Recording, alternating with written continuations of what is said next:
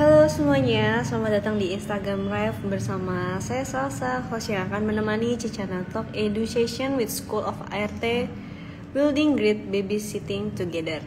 Nah, saya mau info sedikit nih Bu Ibu, di Cicana ada yang namanya Subscription Pro. Buat yang berlangganan, sekarang sudah langsung banding dengan akses kelas School of ART loh. Jadi bukan cuma dapat akses kontak ART, tapi juga pelatihan, e-book, The Art of Kusing ART, konsultasi unlimited, free access website, dan manfaat lainnya. Buat bu-ibu yang mau langsung berlangganan subscription Cicana Pro, bisa langsung klik link di bawah ini atau di bio kami kalau udah terdaftar, dan payment bisa hubungi admin melalui DM ya. Oke, hari ini kita bahas topik penting banget nih, peran ART dan orang tua dalam pengasuhan anak usia dini. Beberapa bu-ibu mungkin masih perlu mengetahui lebih dalam mengenai peran ART atau babysitter dan juga orang tua dalam mengasuh anak. Nah, makanya hari ini Cicana punya narasumber spesial untuk kita bahas lebih lanjut mengenai hal tersebut bersama expert kelas babysitting di School of ART Cicana, yaitu Ibu Dr. Anda Lestari Kusumawardani, Magister Hukum yang telah lebih dari 20 tahun berkecimpung dalam dunia pendidikan anak usia dini. Memiliki sertifikat PAUD dari beberapa negara, jadi Bu-ibu bisa langsung tahu secara pasti dari pakarnya langsung nih. Tapi sebelum kita mulai, Bu-ibu di rumah juga perlu tahu nih, pengalaman Bu Lestari ini luar biasa banget. Beliau pernah menjabat di Kemendikbud, yaitu tahun 2015 sampai 2019 sebagai Kasubdit Kelembagaan dan Kemitraan Direktorat Khusus. Tahun 2019-2020 sebagai Kasubdit Kurikulum Direktorat PAUD. Tahun 2020 sampai 2022 sebagai Widya Prada Ahli Madya sekaligus Koordinator Penilaian Direktorat PAUD. Tahun 2022 sampai 2024 sebagai Ketua Tim Kerja Inovasi dan Transformasi di Direktorat PAUD. Gak cuma itu, beliau juga pernah mengikuti forum internasional antara lain The Sub-Regional Early Childhood Policy Review Dissemination Seminar for Southeast Asia di Kuala Lumpur, Malaysia, Developmentally Appropriate Early Childhood Practice di The Creative Preschool Amerika Serikat, dan ECD Training di Reggio Emilia, Italia. Jadi ilmu yang akan disampaikan Bu Lestari hari ini benar-benar berdasarkan pengalaman dari berbagai negara, bukan sekedar teori. Bu Ibu siap dengerin ilmunya ya. Kita sudah gak sabar nih buat dengerin ilmu-ilmu dari Bu Lestari langsung, supaya Bu Ibu di sini bisa lebih paham tentang pentingnya sinergi antara orang tua dan ART, tahu perkembangan anak usia dini secara tepat, bisa memilih babysitter yang ideal, dan pastinya dapat tips dan trik dalam memilih ART atau babysitter yang baik. Nah, Bu Ibu, di akhir nanti kita akan bacain 2 pertanyaan menarik yang akan dijawab langsung oleh Bu Lestari. Jadi kalau mau bertanya bisa langsung aja tulis di kolom komentar. Nanti kita akan pilih 2 pertanyaan yang paling menarik dan pastinya akan ada hadiah langsung, yaitu voucher khusus dapat gratis 2 School of ART ya. Langsung aja kita ajak Bu Lestari untuk bergabung di live ini. Oke, kita panggilin nih Bu Lestari. Sambil nunggu, boleh Bu Ibu kalau ada yang mau bertanya. Sambil tunggu, saya invite Bu Lestari terlebih dahulu.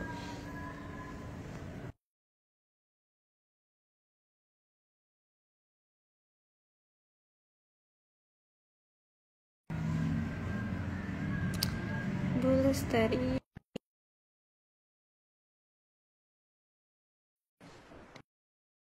Sambil menunggu, Bu Lestari sudah join nih Bu Ibu. Oke, kita tunggu dulu nih Bu Ibu. Oke, halo, selamat malam Ibu. Benar dengan Ibu Lestari? Oke, baik. Terima kasih Ibu yang sudah bergabung di acara ini. Oke Ibu, bagaimana kabarnya Bu, sehat? Alhamdulillah. Oke, Bu Lestari, kita tahu belakangan ini makin banyak muncul kasus ART atau babysitter yang kurang profesional. Bahkan gak sedikit yang viral di media digital. Tapi di sisi lain, faktanya di kota-kota besar di Indonesia, walaupun sudah ada robot, orang tua tetap sangat membutuhkan bantuan dalam pengasuhan anak, terutama saat mereka harus bekerja di luar rumah. Tentunya ini butuh lebih dari sekedar pengalaman ngomong. ART dan babysitter juga perlu dibekali keterampilan teknis dan pengetahuan tentang perkembangan anak yang terstandar. Dan disinilah Cicana hadir untuk bantu para orang tua membangun sinergi yang sehat antara keluarga dan pengasuh dengan dibekali kelas babysitting di School of RT hanya 50.000. Ibu bisa dapatkan pengasuhan yang diimpikan. Nah, sekarang kita langsung aja tanya ke pakarnya. Bu Lestari, sebenarnya seberapa penting peran orang tua dalam pengasuhan anak usia dini?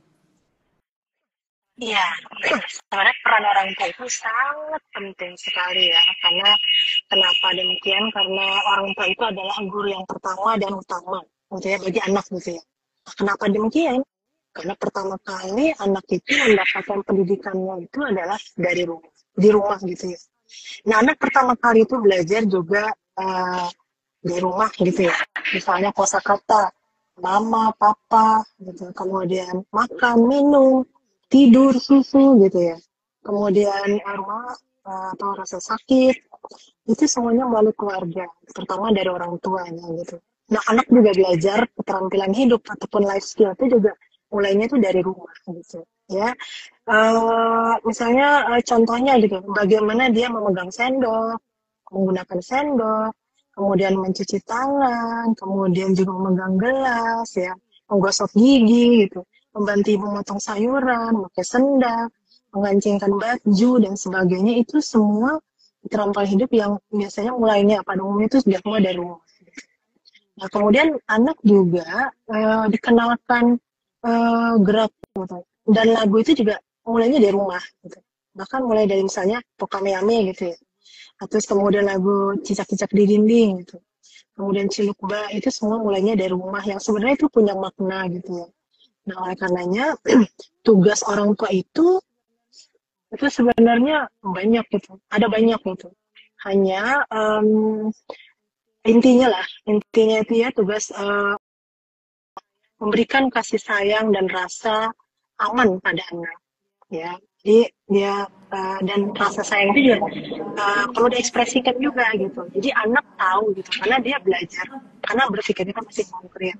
Kemudian tugas orang tua juga tanggung jawabnya adalah menciptakan lingkungan yang aman buat anak dan nyaman, aman sehingga dia merasa yakin bahwa dia itu terlindungi gitu ya, bahwa dia berada di keluarganya, di lingkungannya dia itu. Lingkungan itu apa? Lingkungan itu semuanya yang terlihat oleh anak itu. Pada saat dia di rumah, ya di rumah. Pada saat dia di kamar mandi, ya lingkungan semuanya. Jadi kamar mandi itu harus juga aman buat dia. Pada saat dia bermain di halaman, dia aman. Nah juga tugas yang lain adalah memenuhi kebutuhan dasar anak. Seperti misalnya memberikan makanan yang bergizi, yang minuman yang sehat, air bersih gitu ya, pakaian yang layak, juga tempat tinggal yang aman, juga orang tua juga membawa anak untuk imunisasi gitu ya, juga merawat anak pada saat dia sakit gitu ya, juga memberikan stimulasi gitu ya, yang misalnya gitu mengajak anak untuk bermain, tapi bermainnya juga harus yang bermakna gitu, nggak sekedarnya saja gitu. Misalnya pada saat bermain itu, melalui bermain itu anak dikenalkan konsep-konsep gitu, misalnya tentang etika gitu. Kalau makan baiknya kita tidak berbicara seperti itu, duduknya pada makan itu jangan kakinya di atas ya, seperti itu.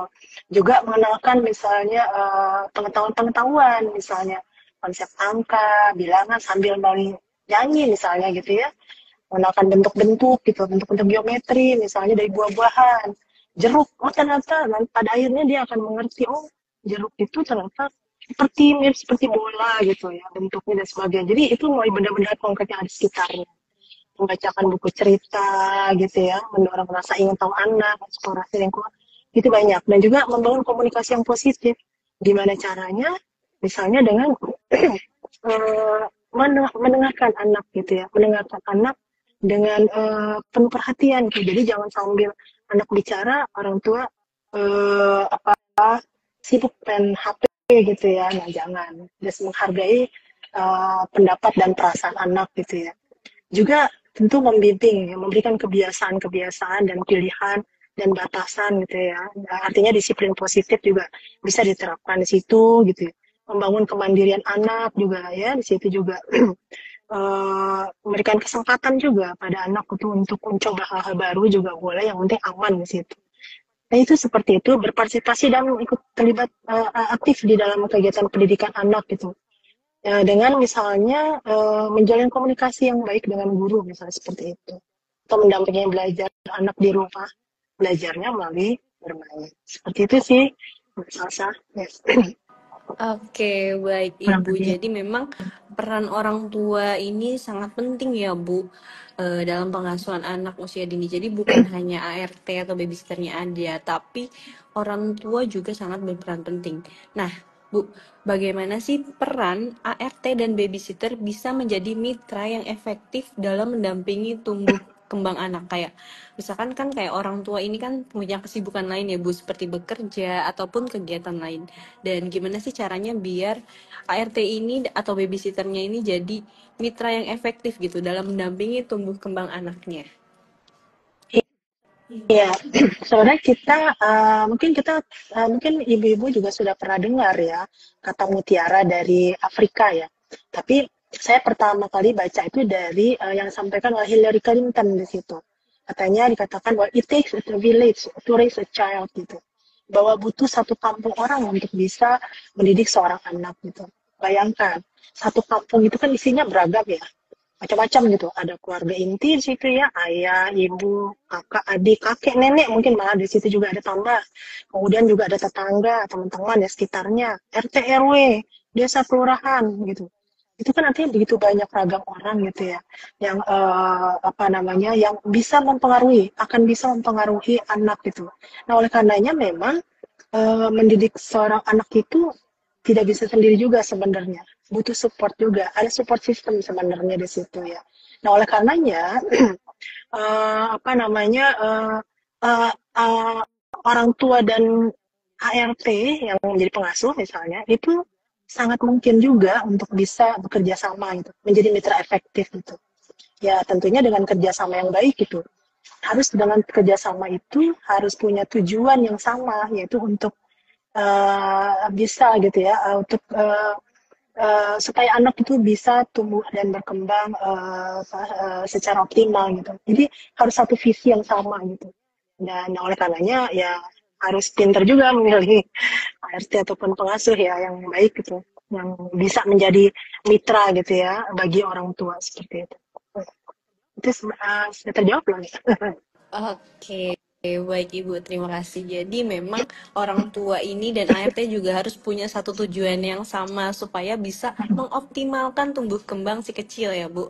Oke, kalau bicara tentang anak usia dini nih Bu, kan ada beberapa tahapan dalam perkembangan anak usia dini. Bisa dijelaskan tahapan tersebut dan bagaimana peran ART atau babysitter supaya bisa mendampingi anak sesuai usianya Bu?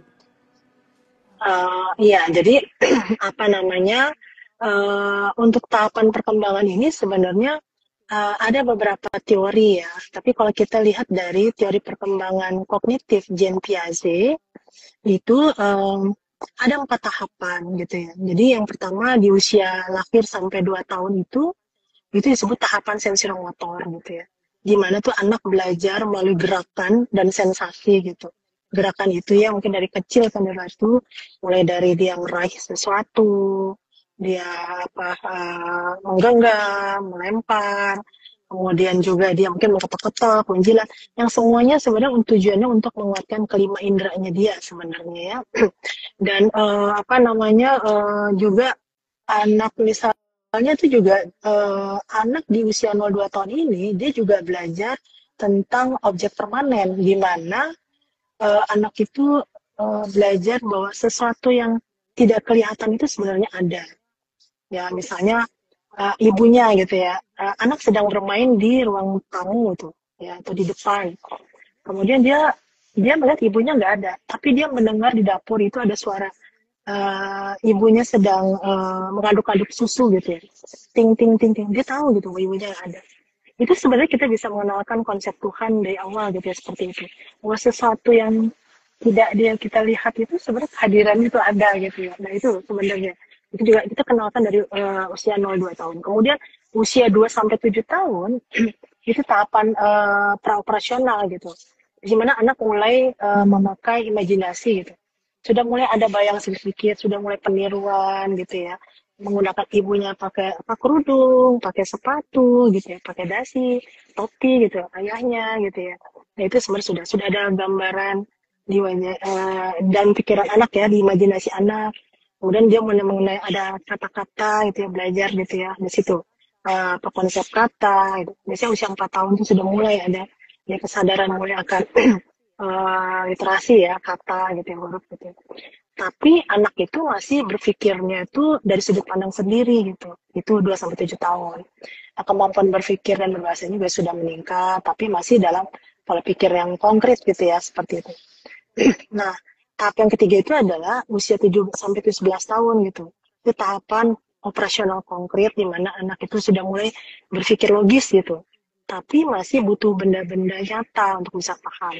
Makanya di jenjang SD biasanya 7 tahun itu masih perlu dikenalkan, misalnya mengenalkan konsep-konsep literasi gitu ya, calistung atau apa itu dengan yang konkret juga. Misalnya konsep jumlah gitu ya seperti itu atau apa itu juga menggunakan benda-benda gitu yang lain gitu ya, menggunakan batu, menggunakan misalnya apa bisa dengan balok, bisa menggunakan apa Lego ataupun dengan manik-manik gitu untuk dia mengenalkan konsep-konsep itu seperti masih gitu berpikir logis dan anak sudah mulai mengerti sebab akibat gitu ya, aturan dari sudut pandang orang lain sudah mulai. Dulu dia 27 tahun mungkin masih konsep rumah, itu ada tempat tinggal, dia dengan neneknya, dengan orang tuanya sebagai tambah lama dia rumah itu ternyata bisa ada yang di pohon, apartemen bentuknya seperti jadi konsepnya itu semakin luas gitu aja ya jadi seperti itu dan sudut pandang orang lain gitu ya seperti itu. Yang terakhir itu adalah usia 11 ke atas itu memang sudah operasional konkret gitu ya. Nah itu anak sudah mulai berpikir abstrak, sudah bisa dikenalkan, dia sudah mulai bisa berandai-andai, bisa diajak diskusi tentang atau apa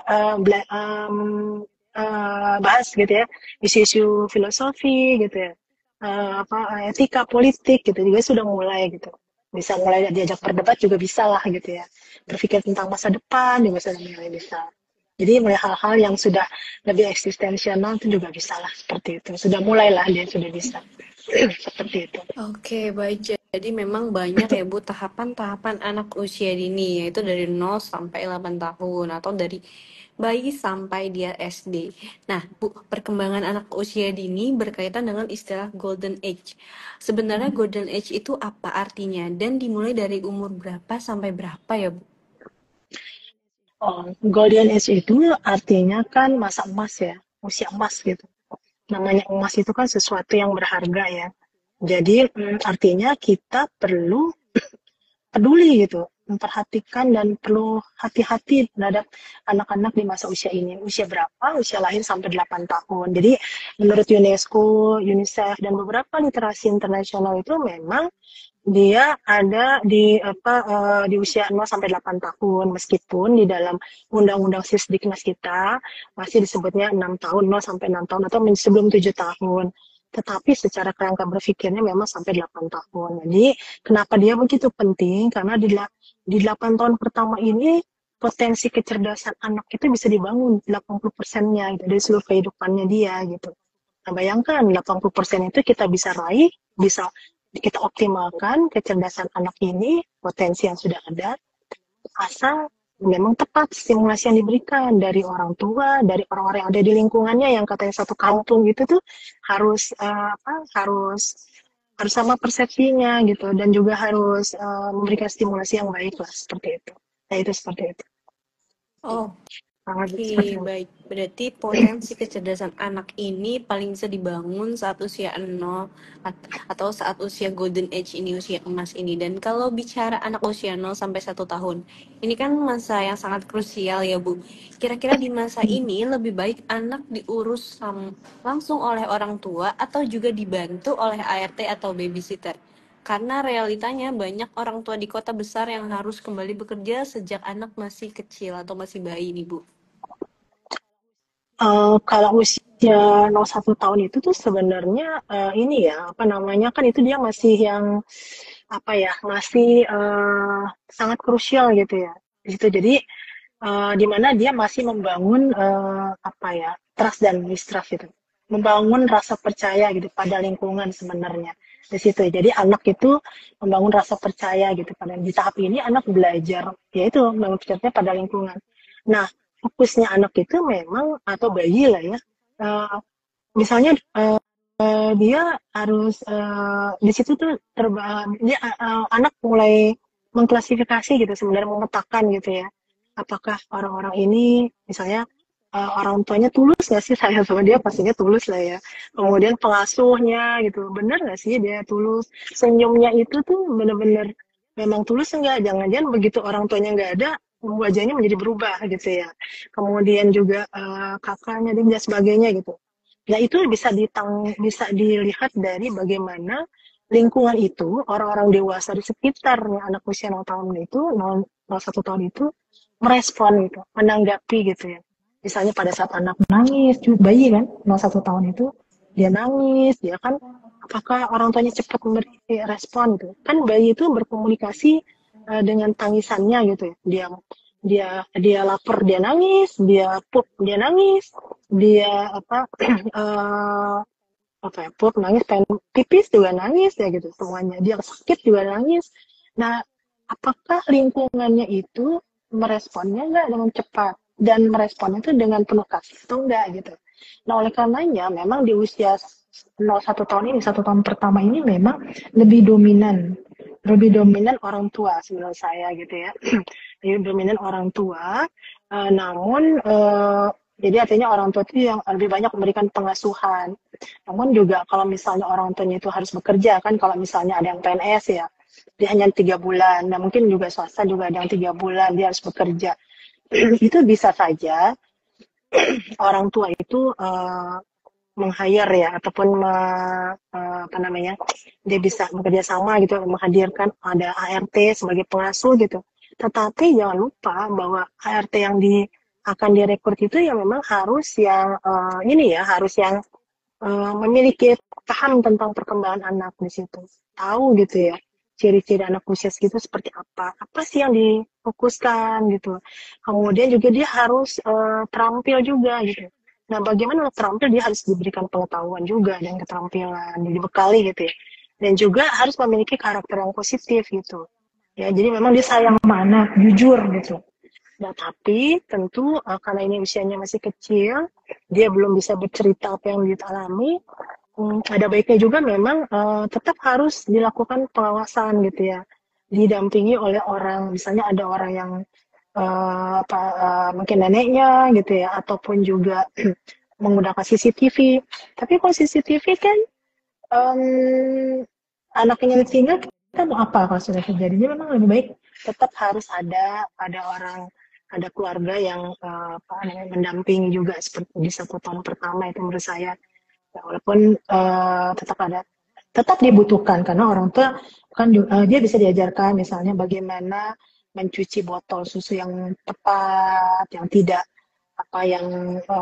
tidak menginginkan bakteri ya seperti itu dan bagaimana mengganti popok yang benar, menggendong yang benar gitu ya. Bagaimana dia menstimulasi anak mengenalkan apa namanya anak bisa merespon gitu ya. Belajar anak apakah nih dia mulai mengenal lingkungannya apa enggak gitu.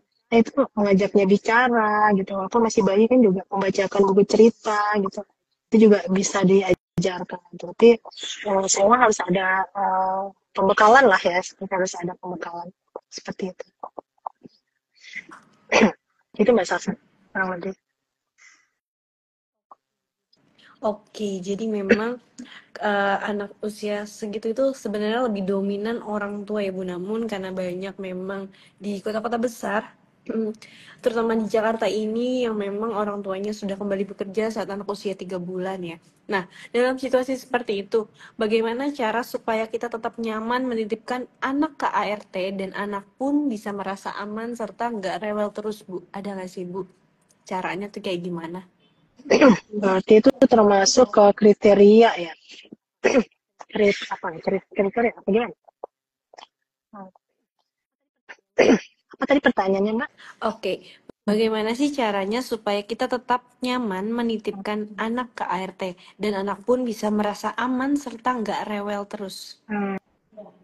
Ya, jadi tentu ya kita harus ini apa namanya harus harus memilih ART yang tepat gitu ya. Harus ada apa namanya harus eh, memilih ART-nya tuh yang terampil gitu ya. Karena dan kita juga sampaikan juga gitu apa kita bekali ya ART itu misalnya pada ART yang apa yang baru akan kita rekrut itu kita kenalkan juga dia apa eh, tujuan kita untuk apa tugas utamanya ART tersebut gitu ya dan kita akan sampaikan juga apa namanya kita berikan juga ininya gitu apa tugas-tugas utamanya kemudian juga kita lakukan evaluasi gitu ya dan juga tentunya juga harus kita pastikan bahwa karakternya itu harus positif lah seperti itu ya seperti itu Mbak.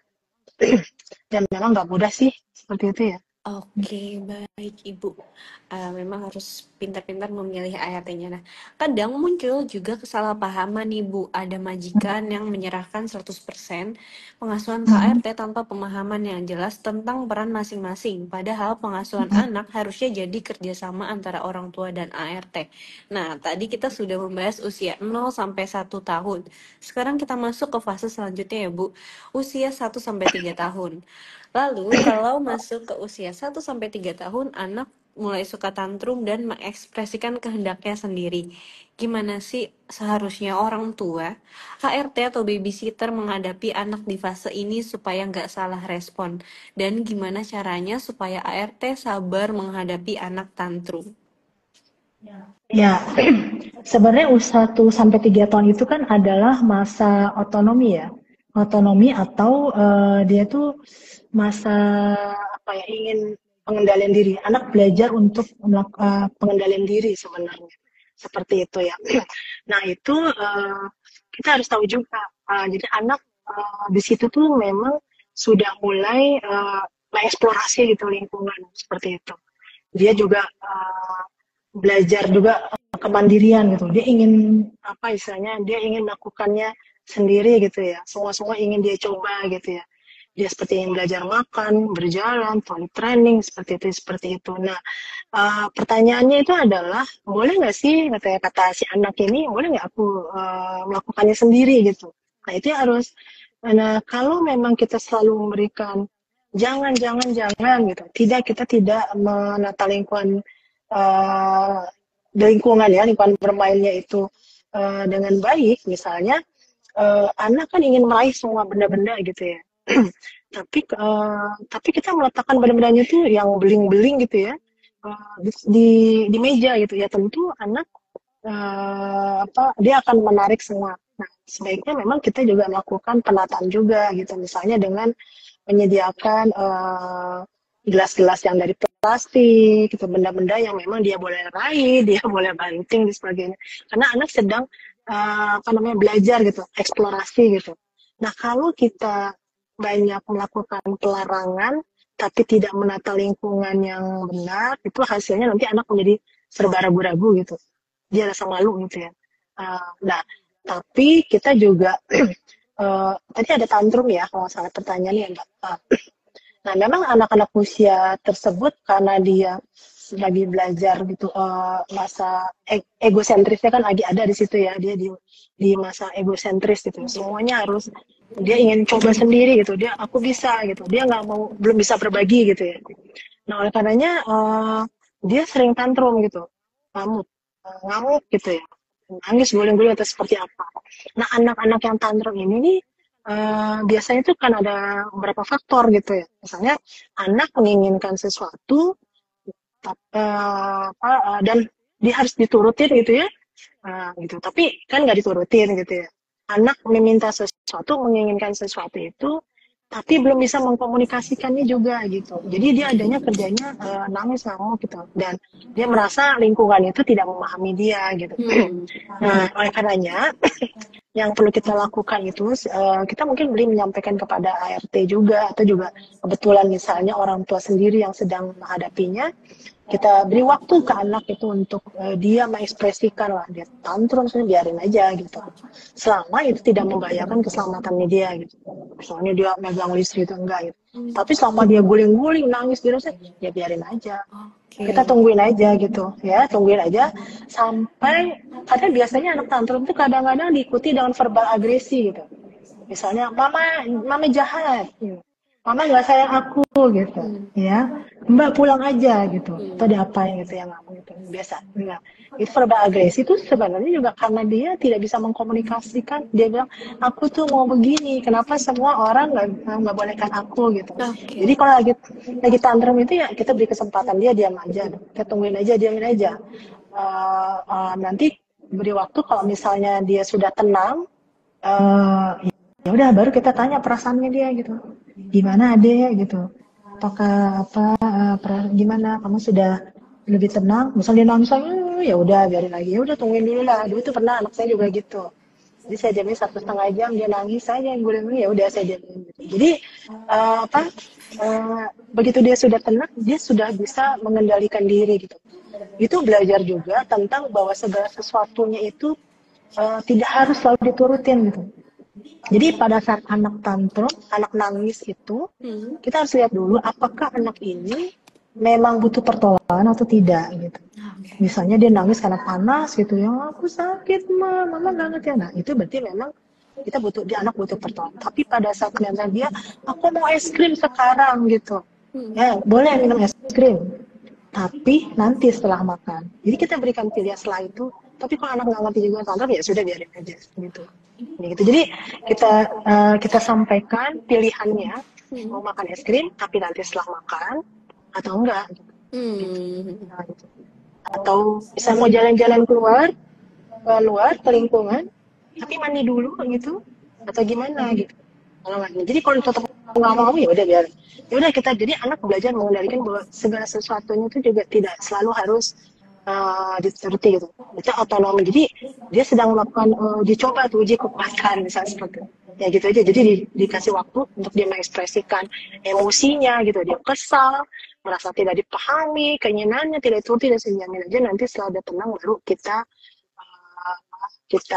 ini, ya, orang tua bisa menanyakan gitu, gimana perasaannya gitu. Kemudian dengarkan penjelasannya, aku tadi mau gini-gini ya, berikan penjelasan gitu, kenapa tadi misalnya mama tidak mengikuti apa yang kamu minta, kadang mama harus nabung dulu gitu, misalnya dia minta sesuatu gitu, kita bayar dulu ya, kita nabung dulu, nanti kalau kita sudah bunda sudah punya uang, kita akan beli gitu, misalnya seperti itu. Jadi anak belajar mengendalikan diri gitu. Yang penting, dan kita dorong dia itu untuk berkomunikasi gitu. Biasanya anak-anak yang gitu dia belum ini juga ya kemampuan berbahasanya juga ya ini masih itu lagi gitu ya. Ada hal-hal yang mungkin dia belum bisa mengekspresikan gitu ya secara jelas seperti itu. Itu sih Mbak. Oke, baik Ibu. Oke, merangkum solusi dari Ibu Lestari ini, penting bagi orang tua untuk memahami batasan dan pilihan yang bisa diberikan kepada anak, agar ia bisa belajar mengendalikan emosinya. Jadi orang tua sebaiknya memahami cara menangani anak saat tantrum, lalu menyamakan pendekatan itu juga dengan ART di rumah ya Bu. Oke, baik, kita sudah membahas tentang fase usia anak tantrum, sekarang kita lanjut usia 3-5 tahun. Anak sudah mulai tumbuh besar. Lebih pemilih kesulitan ART itu menjadi dekat dengan balita. Gimana caranya ART buat dekat dengan anak usia 3-5 tahun, dan kriterianya harus seperti apa sih Bu? Iya, sebenarnya ART kesulitan bisa dekat dengan anak itu karena biasanya karena dia belum paham gitu ya tentang ciri perkembangan di anak usia 3-5 tahun itu seperti apa. Jadi tentu perlu diketahui juga untuk orang tua dan juga untuk mungkin ART pengasuh ya, di usia 3-5 tahun itu adalah masa inisiatif gitu, tahapan anak ingin menunjukkan inisiatifnya gitu, ya, dimana anak ini ingin membangun kepercayaan diri sebenarnya gitu dan rasa percaya dirinya gitu. Nah, dan anak mulai fokus gitu ya, membuat keputusan-keputusan sendiri. Aku mau pakai bajunya ini sendiri, nggak mau diatur, mau pakai sepatunya ini gitu ya. Nah seperti itu. Jadi tapi yang jadi pertanyaan itu apakah aku boleh tuh mencoba sesuatu yang baru nggak gitu? Ya kadang-kadang orang tuh misalnya udahlah sinilah gitu. Aku mau makan sendiri, tapi orang tuanya takutnya ntar kelamaan, berantakan gitu. Udah sini disuapin gitu. Jadi nah itu. Jadi kadang-kadang itu ya ini gitu yang jadi pertentangan. Jadi padahal di masa 3-5 tahun ini anak ini nih sedang banyak inisiatifnya gitu, ingin melakukan ini gitu ya. Nah, kalau ini tidak diikuti perkembangannya, tidak diberikan stimulasi yang tepat gitu ya, anak akan merasa bersalah gitu. Dia jadi takut nanti. Jadi menjadi anak yang agak pasif gitu. Karena setiap kali mau ini jangan ya, nggak boleh gitu. Jadi rasa takut ya. Jadi dia punya rasa bersalah kalau inisiatifnya itu ditekan atau diganggu, dianggap salah gitu. Jadi itu. Nah itu jadi tentu kita ART itu harus dibekalin juga gitu. Tapi tentu tidak sebaiknya orang tua juga harus lebih tahu daripada ART gitu. Ya, cirinya anak di usia tersebut seperti apa dan bagaimana menghadapinya. Yang penting adalah anak usia dini itu kalau kita ingin melarang, jangan melarang, tapi kita mengajak atau memberikan pilihan gitu, ya. Misalnya anak itu lari-larian di dalam rumah gitu ya, lari kencang-kencang sekali gitu ya. Jadi kadang, yuk kita jalan aja, kita jalan aja. Nanti kalau lari-larian kita di luar aja gitu. Jadi kita mengajak atau kita memberikan pilihan-pilihan seperti itu, ya seperti itu sih. Oke, baik. Jadi memang kalau untuk anak usia seperti itu kita harus menentukan pilihan aja. Jadi jalanin aja gitu ya Bu ya. Harus diturutin aja batasan. dulu. Oke. Tapi gimana sih Bu?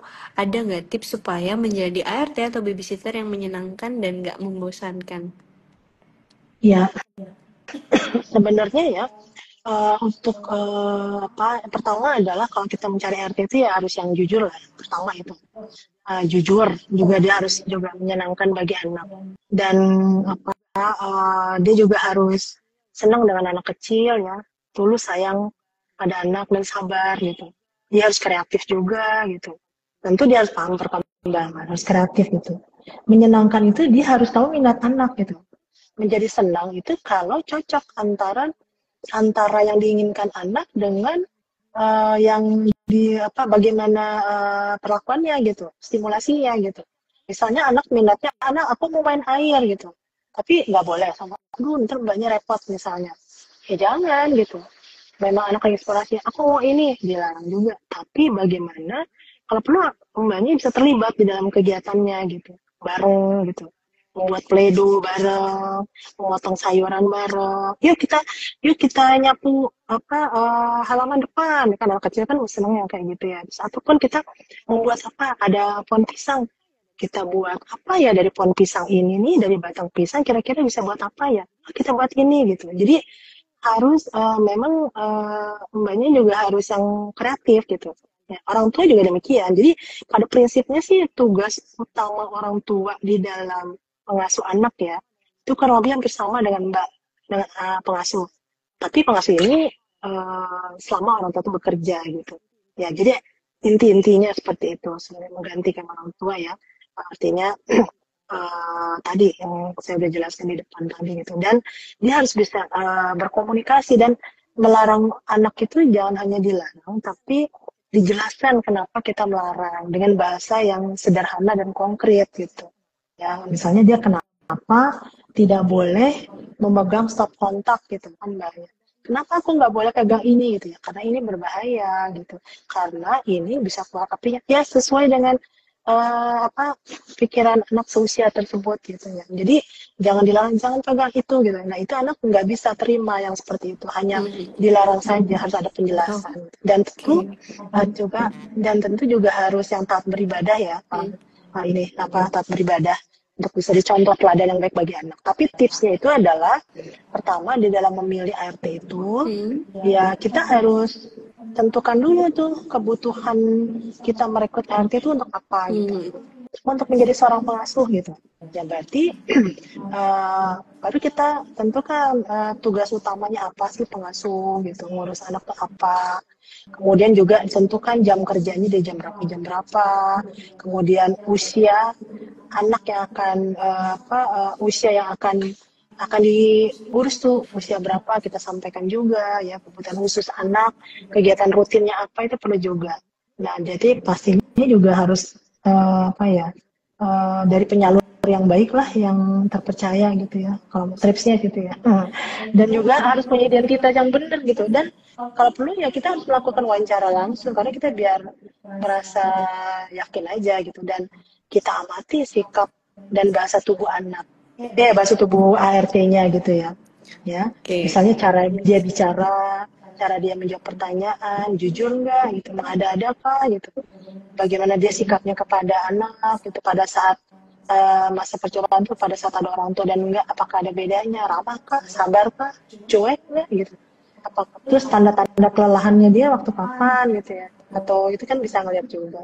Nah, seperti itu sih sebenarnya, dan harus kita bangun juga ya komunikasi, dan tetap harus dibangun komunikasi sih nantinya kalau dia sudah. Oke, baik.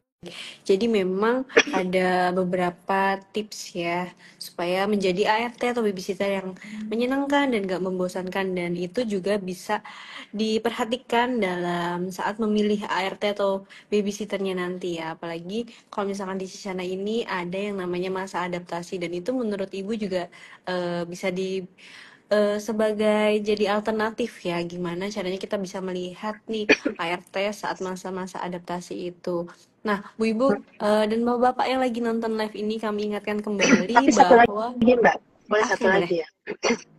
Jadi ada yang penting juga kita minta kepada ART itu untuk selalu memberikan laporan berkelas setiap hari, sehari. Ya, bisa mulai kita buatkan checklistnya juga. Jadi itu penting juga gitu. Jadi kita tahu perkembangan anak. Jadi setiap hari itu orang tua juga harus bertanya gitu. Atau kita buatkan checklist, nanti ART-nya itu akan melaporkan gitu, membuat laporan harian lah gitu ya. Tadi makannya seperti apa, dia nggak mau apa, dia harus jujur lah ya, laporannya itu harus jujur, harus otentik lah istilahnya, sesuai dengan fakta. Oke, baik. Jadi memang diberitahukan informasi detailnya, juga sebagai jam kerjanya, checklist harian ART atau pengasuhnya, seperti itu ya Bu. Oke.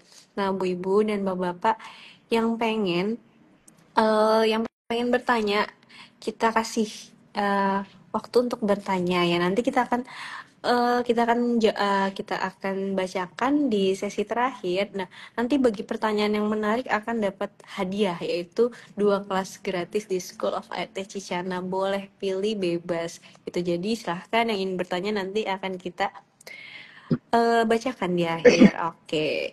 Gak kerasa udah berbincang sama 40 menit. Nanti ibu-ibu sama ART di rumah tinggal praktekin aja nih ilmu-ilmu yang sudah disampaikan oleh Bu Lestari.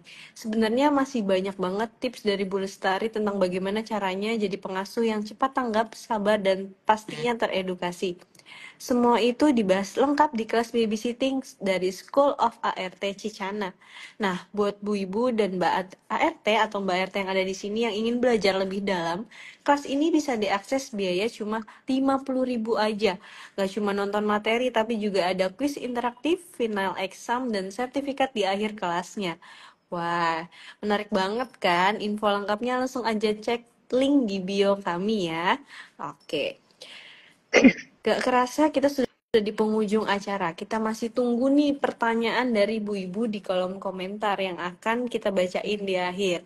Kita akan pilih 2 pertanyaan paling menarik dan akan ada hadiah langsung, yaitu voucher khusus dapat gratis 2 kelas School of ART ya. Yuk ibu-ibu, kami tunggu. Oke, sebelum kami bacakan pertanyaan-pertanyaan menarik dari ibu-ibu atau Mbak RT atau bahkan bapak-bapak yang lagi nonton di sini. Bu Lestari, mungkin ada pesan terakhir buat orang tua dan ART yang sedang mendampingi anak usia dini. Harapan untuk orang tua misalnya menjadi orang tua ideal dalam mendampingi anak agar tumbuh dan berkembang secara optimal. Harapan untuk orang tua kira-kira ada nggak nih Bu, pesan-pesan untuk orang tua yang sedang mendampingi anak usia dini ini?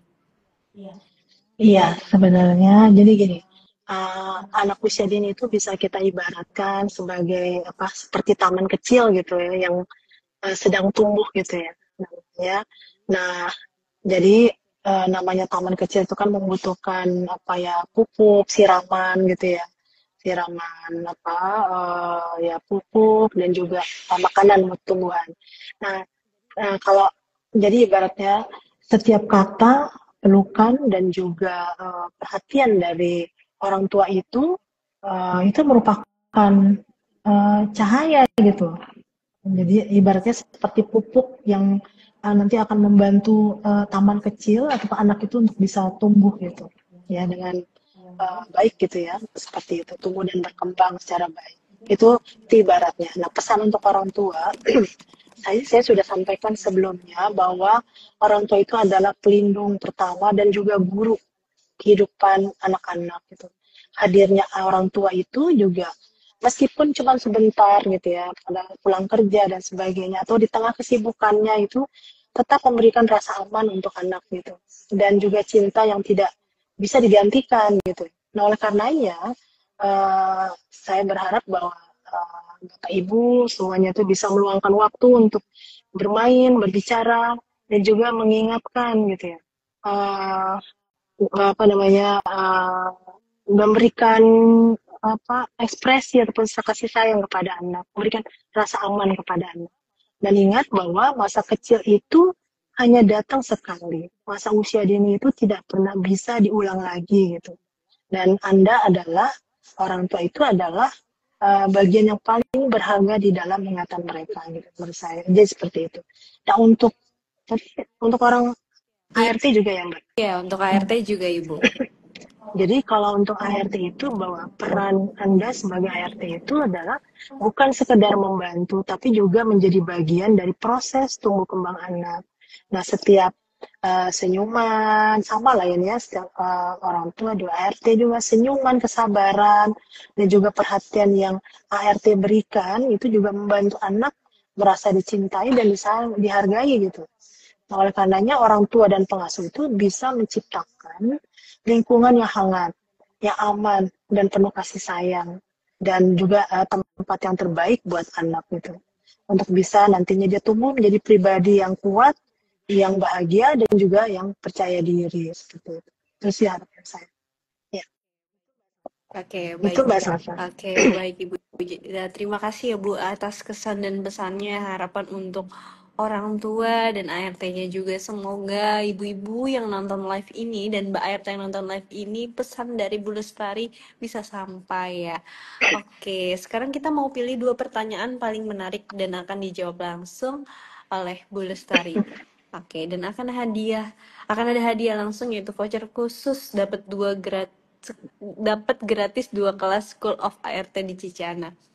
Nah, kita lihat dulu nih pertanyaannya. Oke, kita cari. Oh, baru ada satu pertanyaan. Maaf, dari Maulida Safira.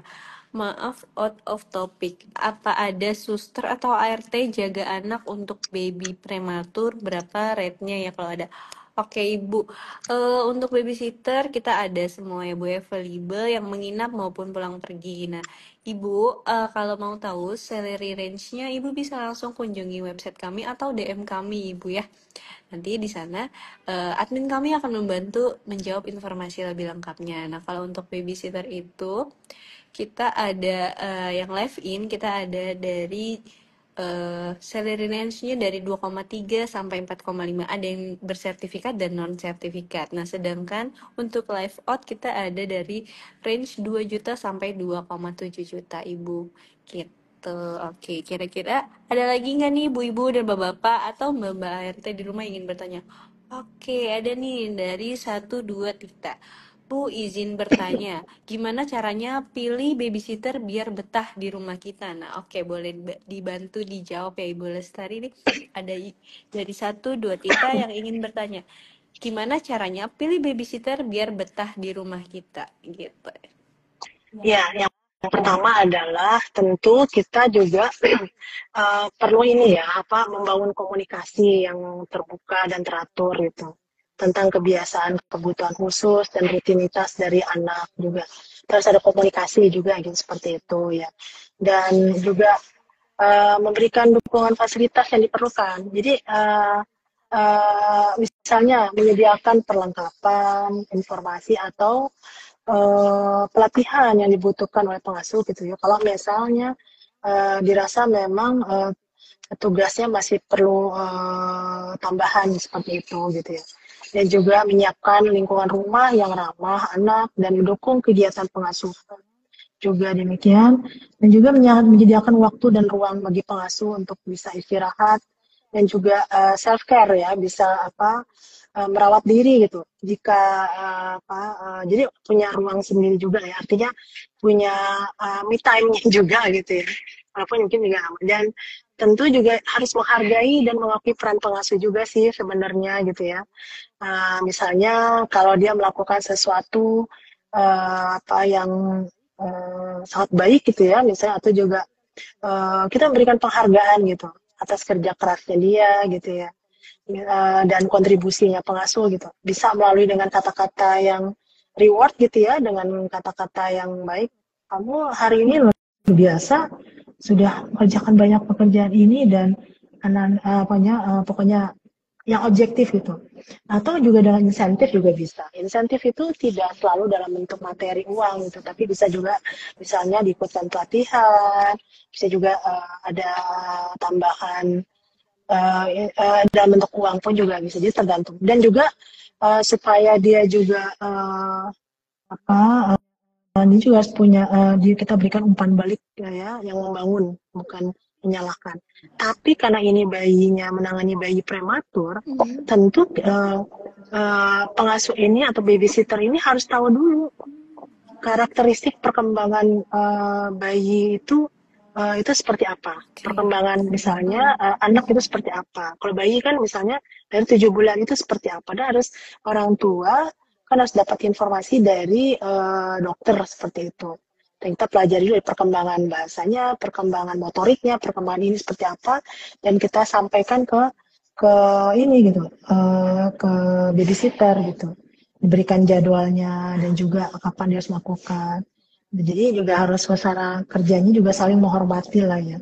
Tapi yang jelas babysitter juga harus dibekali dengan pengetahuan, keterampilan, diberikan mungkin pertama tentu orang tua harus pelajari dulu gitu ya, bagaimana menangani bayi prematur gitu, harus tahu juga gitu. Jadi jangan diserahkan ke babysitter aja, jadi sehingga kita tahu dalam melakukan pengawasan itu bagaimana seharusnya gitu.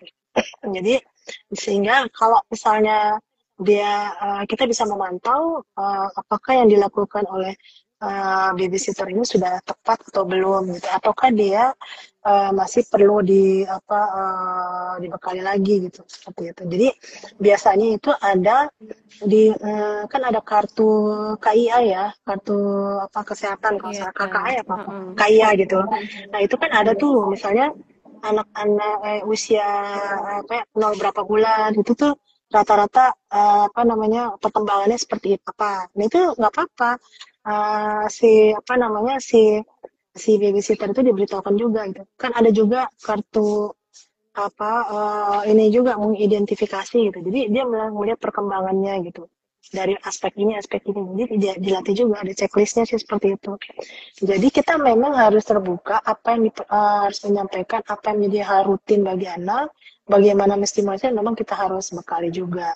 Pertama tentu orang tua harus ngecek juga pengetahuannya, cek ombak lah istilahnya. Pengetahuannya tuh sudah sampai di mana gitu. Kemudian, dia masih belum paham ini, kita bekali dengan buku, kita berikan pelatihan ya seperti itu.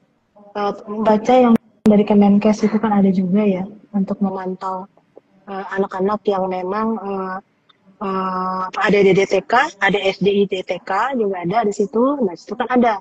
Kalau dirasa nanti ada kecenderungan gitu ya, memang dia kelihatannya masih perkembangan agak lambat ya, itu berarti dia bisa harus dicekkan gitu ya.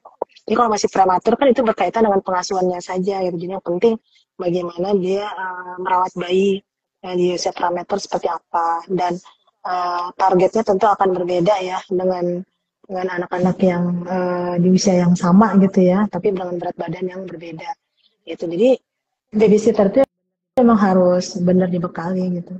Orang tuanya dulu yang harus paham sebenarnya. Seperti itu ya. Oke, baik Ibu, terima kasih. Berarti memang untuk babysitter itu, apalagi untuk bayi prematur itu memang harus ada catatan dari dokternya juga, info-info dari dokter dan juga orang tua, kasih info lengkap ke ART atau pengasuhnya, dan mbaknya bisa dibekali dengan latihan dan juga komunikasi yang jelas antara orang tua dan ART-nya.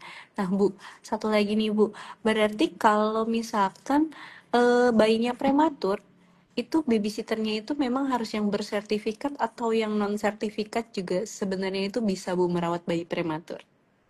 Sebaiknya yang bersertifikat ya menurut saya sih. Oke, baik. Tapi meskipun dia sudah bersertifikat, kita harus cek juga gitu. Jadi kita sebagai orang tua juga harus harus mengetahui dulu lah, orang tua tuh memang pada dasarnya orang tua itu harus berpengetahuan. Kita tidak bisa mengabaikan begitu saja gitu tentang anak gitu ya, perkembangan anak. Karena kalau enggak ya hilang masa golden age itu gitu. Jadi kita memang harus belajar. Orang tua harus belajar, long life learner lah, harus belajar sepanjang hidupnya. Dan babysitter juga harus dibekali juga gitu. Jadi dia harus belajar artinya seperti apa gitu. Tapi sebelum babysitter kita harus tahu, karena supaya kita harus lebih tahu gitu.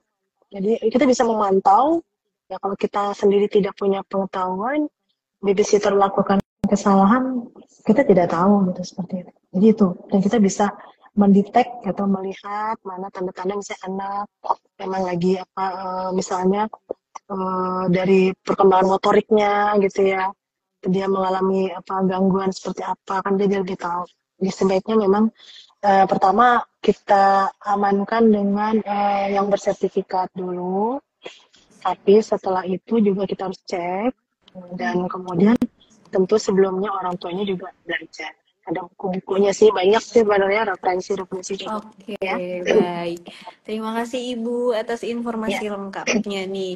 Jadi memang lebih disarankan untuk babysitter yang sudah bersertifikat karena pasti punya pengalaman yang lebih baik gitu ya. Tapi tidak ada kemungkinan juga untuk babysitter yang non pengalaman, asalkan orang tua juga harus belajar dan babysitter juga harus tetap tahu dan saling membantu untuk merawat baby si bayi prematurnya. Oke, terima kasih banyak Bu Lestari atas ilmu dan waktunya. Memang benar peran orang tua dan ART sangat penting untuk saling bersinergi, terutama dalam mendampingi tubuh kembang anak usia dini. Dengan komunikasi dan pemahaman yang sejalan, semoga anak bisa tumbuh di lingkungan yang aman, nyaman, dan penuh kasih sayang. Tidak terasa sudah 60 menit kita ngobrol bersama tentang pentingnya peran orang tua dan ART atau babysitter dalam mengasuh anak usia dini. Semoga apa yang disampaikan hari ini bisa bermanfaat ya Bu Ibu. Harapannya hubungan Bu Ibu dengan pengasuh anak bisa makin baik dan sesuai harapan. Semoga setelah ini Bu Ibu dan ART-nya bisa lebih kompak dalam pengasuhan, terutama di usia 0-8 tahun, karena ini masa penting yang butuh kerjasama antara orang tua dan pengasuhnya. Oke, baik. Terima kasih Bu Lestari atas waktunya. Ya, sama-sama. Oke, semoga Terima sehat kasih. selalu. Oke. Nah, buat Bu Ibu atau Mbak RT yang ingin belajar lebih dalam nih, gak cuma nonton materi, tapi juga ada kuis interaktif, final exam, dan sertifikat di akhir kelasnya. Udah pasti ART jadi makin terampil dan makin dibekali dan profesional. Buat Bu Maulida Safira tadi sudah terjawab ya. Kalau memang babysitter yang bersertifikat tentunya lebih mahir menangani baby yang prematur gitu ya. Jadi lebih disarankan memang yang babysitter bersertifikat ya Bu, seperti itu. Tapi tentunya juga didukung oleh surat keterangan dari dokter bagaimana cara pengasuhan yang tepat dan juga komunikasi antara ibu sebagai orang tua dengan pengasuhnya, seperti itu. Oke, nggak kerasa ya semuanya, ibu-ibu dan mbak-mbak atau bapak-bapak yang ada di sini. Kita sudah di ujung acara nih. Terima kasih atas waktunya. Semoga setelah ini ibu-ibu dan ART-nya makin lebih kompak, makin lebih baik lagi kerjasamanya. Oke, saya Salsa pamit undur diri. Sampai jumpa di Cicana Talk selanjutnya. Selamat malam.